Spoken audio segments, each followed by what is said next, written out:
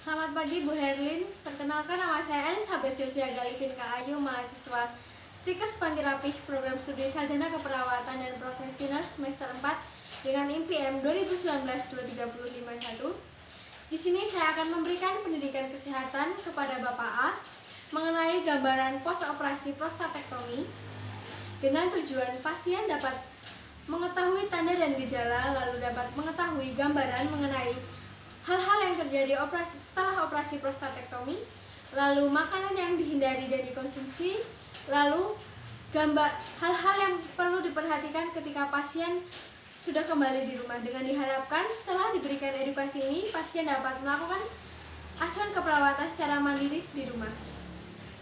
Saya sudah mengeksplorasi perasaan saya sudah mempelajari materi mengenai pos operasi prostatektomi, saya siap untuk melakukan tindakan. Sebelum melakukan tindakan, saya akan mencuci tangan terlebih dahulu.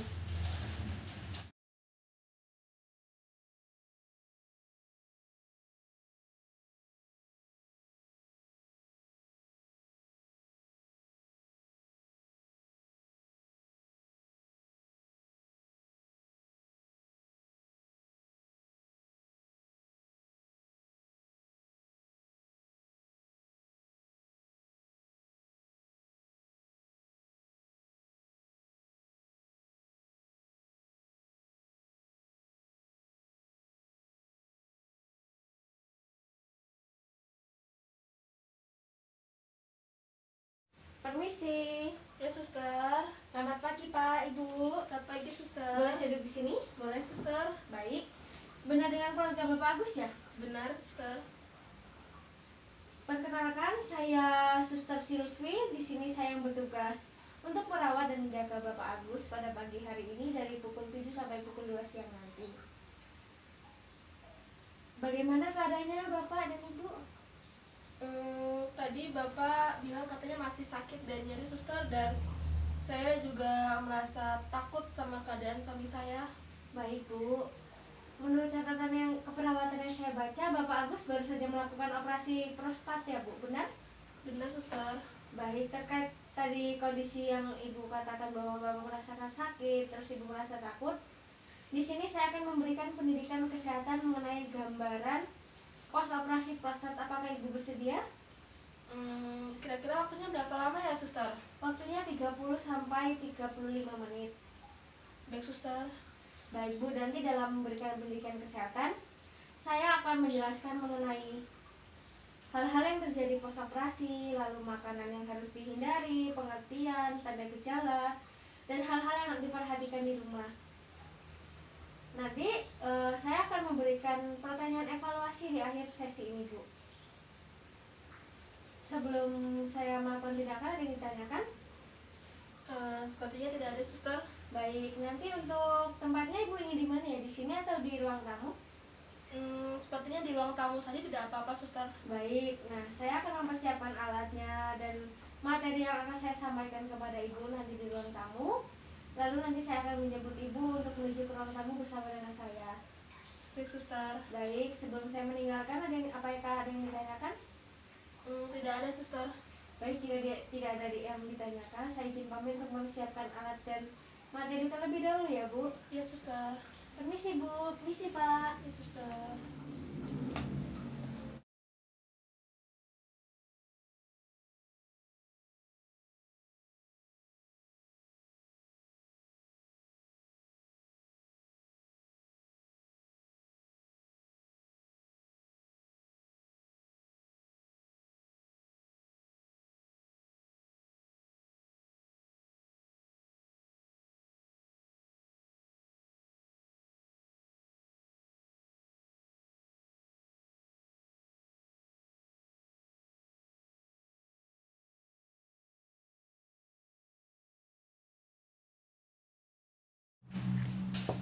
Permisi, Bu. Ya, suster. Mari, Bu. Ikut saya ke ruang tamu untuk memberikan pendidikan kesehatan. Ya, suster. Bapak, saya tinggal dulu ya, Pak. Baik, Ibu. Apakah Ibu sudah siap untuk menerima pendidikan kesehatan yang saya akan berikan pada hari ini? Sudah, suster. Baik, saya mulai ya, Bu. Saya sini menggunakan PowerPoint. Nanti saya akan bagikan kepada Ibu dalam bentuk soft file. Ya, suster. Baik, Bu. Di sini kita akan membahas mengenai gambaran pos operasi prostatektomi. Lalu dari pengertiannya sendiri adalah suatu keadaan di mana kelenjar prostat mengalami pembesaran, memanjang ke atas dalam kandung kemih dan menyumbat aliran urin dan menutup orifisium uretra. Jadi BPH atau yang disebut prostat itu merupakan salah satu pelebaran kelenjarnya yang menyebabkan penyumbatan untuk aliran urin seperti yang terjadi pada bapak, makanya diharuskan untuk melakukan operasi. Nah, kejadian ini lebih terjadi pada laki-laki, Bu. Nah, ini pada usia 50 tahun itu terjadi kasusnya 50%, sedangkan pada usia 85 itu meningkat menjadi 90%. Saya lanjutkan ya, Bu. Ya, suster. Lalu tanda dan gejalanya. Nah, tingkat keparahan gejala pembesaran prostat jinak bisa dibeda-bedakan pada tiap penderita. Jadi kita tidak bisa menyamakan tanda gejala yang dialami oleh bapak dengan orang lain, Bu, karena beda-beda. Namun secara umum itu bisa diperburuk dengan berjalannya waktu. Nah, gejala utamanya itu ada urin yang sulit keluar di awal buang air kencing, lalu kalau buang air kencing itu harus mengejan, lalu aliran urin yang lemah atau tersendat-sendat, urin menetes di akhir buang air kecil, buang air kecil terasa saat tidak tuntas, lalu sering buang air kecil pada malam hari, beser, dan pada kasus tertentu itu bisa menyebabkan retensi urin atau tidak bisa mengeluarkan urin. Jadi karena terjadi penyempitan saluran itu, makanya membuat urin itu merasa kesulitan untuk buang air kecil, seperti yang tanda gejala yang saya sebutkan ini, ya, Bu. Ya, suster. Saya lanjutkan. Lalu hal-hal yang terjadi setelah operasi prostat. Nah, setelah operasi prostat ini kita akan mengalami banyak hal seperti yang Ibu katakan tadi, perih. Nah, ini perih pada daerah jahitan bekas luka operasi, lalu muncul darah. Itu hal yang normal ya, Bu. Nanti dalam beberapa hari kemudian juga akan sembuh. Lalu ada kesulitan menahan urin pada saat akan berkemih, rasa perih pada saat kencing, lalu pasien akan mengalami ereksi, Bu. Ini dalam jangka waktu seminggu gitu. Nanti lama-kelamaan akan pulih. Jadi Ibu tidak perlu khawatir ketika bapak mengatakan rasa perih lalu ada darah itu dalam urinnya. Baik, suster. Lalu di sini saya akan memberikan edukasi pula mengenai makanan yang harus dihindari dan dikonsumsi. Nah, menurut penelitian, resiko terkena pembesaran prostat atau BPH bisa dicegah melalui konsumsi makanan yang kaya akan serat dan protein serta rendah lemak dan hindari konsumsi daging. Nah, jadi bapak ini harus mengkonsumsi makanan yang tinggi serat, tinggi protein, lalu rendah lemak, dan menghindari konsumsi daging merah. Daging merah itu adalah daging yang belum matang pemasakannya. Jadi ibu ketika masak daging itu harus matang. Lalu makanan yang dengan serat tinggi itu ada kacang hijau, lalu beras kacang hijau, beras merah, gandum, brokoli, kubis, lobak, bayam, dan apel.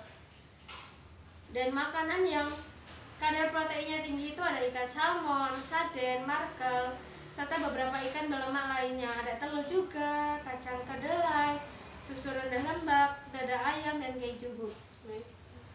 Nah, kalau yang dihindari itu ada minuman beralkohol dan kopi, lalu sawi putih dan kangkung yang mengurangi efektivitas kerja obat, lalu ada buah-buahan lengken dan nangka yang mengandung zat tubuh, durian, duku, nanas, dan anggur, lalu makanan yang diawetkan, lalu makanan yang mengandung lemak tinggi seperti udang, kelerang, kepiting, dan cumi, lalu daging hewan yang disuntikan hormon, makanan pedas yang dapat menyebabkan ketidaknyamanan. Nah, jadi ini makanan-makanan atau yang perlu dihindari, Bu. Yes, suster. Lalu yang berikutnya ada hal-hal yang perlu diperhatikan pasca operasi. Nah, jadi ibu harus menjaga masukan nutrisi yang selalu seimbang dan adekuat atau cukup. Seperti tadi yang saya jelaskan, makanan yang mengandung serat tinggi, protein tinggi, rendah lemak itu, Bu. Lalu jus buah dan sayur tinggi serat dapat digunakan untuk memudahkan buang air besar dan mencegah mengejan yang berlebihan. Lalu latihan otot-otot perineal dilakukan dengan menekan bokong bersamaan. Tahan posisi ini, relax. Latihan ini dapat dilakukan 10 menit sampai 20 kali setiap jam ketika duduk atau berdiri. Jadi perlu dilakukan pelatihan otot perineal ini, Bu, dengan menekan bokong bersama. Lalu yang keempat, coba untuk memusatkan aliran kencing. Setelah buang air kecil, lalu tunggu beberapa detik dan kemudian lanjutkan. Lalu dianjurkan untuk berkemih secepatnya ketika merasa ingin berkemih. Jadi kalau Bapak bilang ingin buang air kencing, segera dibantu ya Bu. Lalu ada kembalinya kemampuan mengontrol buang air kecil dalam proses yang bertahap. Pasien dapat terus merasa berkemih tidak tuntas setelah dipulangkan, dan rasa tersebut harus secara bertahap hilang hingga 1 tahun. Jadi mungkin Bapak akan merasakan rasa kayak buang air kencingnya nggak tuntas, itu akan selama 1 tahun Bu. Namun itu hal yang wajar. Lalu air kencing mungkin tampak keruh selama beberapa minggu setelah pembedahan dan kembali jernih ketika area prostat menyembuh. Seperti yang saya sebutkan tadi, karena ada bekas darah makanya tampak keruh. Lalu dalam masa penyembuhan 6-8 minggu, pasien tidak boleh melakukan aktivitas seperti mengejar ketika buang air besar, lalu mengangkat barang berat. Hal ini dapat meningkatkan tekanan pada pembuluh darah balik dan menyebabkan keluarnya darah. Seperti yang saya sebutkan tadi, bisa mengurangi mengejar dengan meminum jus atau makan makanan yang mengandung banyak serat. Lalu pasien juga harus menghindari perjalanan jarak jauh dengan motor dan latihan berat yang dapat meningkatkan pendarahan. Lalu minum cukup cairan, paling sedikit itu 3-4 liter untuk mencegah dehidrasi yang dapat menghilangkan terbentuknya jendela darah dan menyumbat aliran air kencing. Jadi Bapak harus juga mengkonsumsi banyak cairan. Lalu tanda-tanda seperti perdarahan, keluarnya jendela darah, penurunan aliran kencing atau gejala infeksi saluran kemih harus dilaporkan ke dokter. Nanti apabila terjadi keparahan, ibu bisa melaporkan ini kepada dokter. Lalu minum obat sesuai dengan yang diresepkan ya Bu. Iya, suster. Baik Bu, kita tadi sudah selesai melakukan pendidikan kesehatan. Di sini saya akan memberikan beberapa pertanyaan evaluasi tentang pengetahuan Ibu terhadap materi yang saya sampaikan pada hari ini. Bisa Ibu bantu sebutkan saya mengenai tanda dan gejala dari BPH atau prostat ini Bu? Tadi yang saya tahu suster itu dia beser, Ya. lalu urinnya tuh keluarnya sedikit terus menetes, terus aliran urinnya juga lemah seperti itu suster. Baik, betul sekali Bu. Jadi kayak tadi urinnya sulit keluar, lalu kayak kalau mau buang air kecil itu harus mengejan. Nah, menjadi kayak beser, lalu buang air kecil lebih sering pada malam hari, itu benar sekali Bu, tanda gejala dari BPH. Lalu yang selanjutnya bisa Ibu bantu saya untuk menyebutkan hal-hal yang terjadi setelah operasi prostat Bu. Tadi tuh perih, terus urinnya itu keluar darah seperti itu suster. Terus pada saat kencing juga masa perih, terus kesulitan untuk menahan urin saat kencing suster. Baik Bu, benar sekali. Jadi akan merasakan tanda-tanda dan gejala seperti tadi perih, lalu urin keruh karena ada darah. Itu hal yang wajar Bu, nanti akan berangsur-angsur pulih.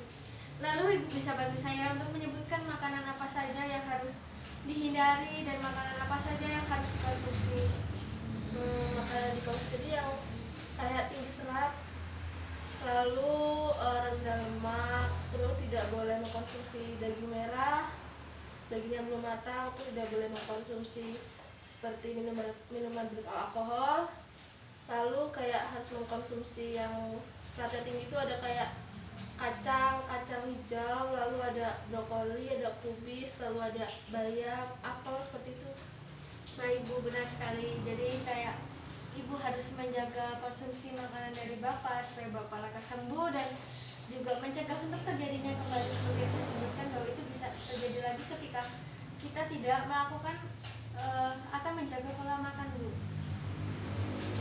Baik Bu, selanjutnya bisa bantu saya untuk menyebutkan hal-hal apa saja yang harus diperhatikan di rumah setelah Ibu nanti pulang dari rumah sakit, sehingga Ibu bisa melakukan perawatan mandiri kepada Bapak dan Bapak lekas sembuh. Itu kayak menjaga makanan itu harus yang seimbang dan cukup, lalu mengkonsumsi jus dan buah-buahan yang tinggi serat, lalu latihan otot apa tadi suster, lupa seperti itu suster.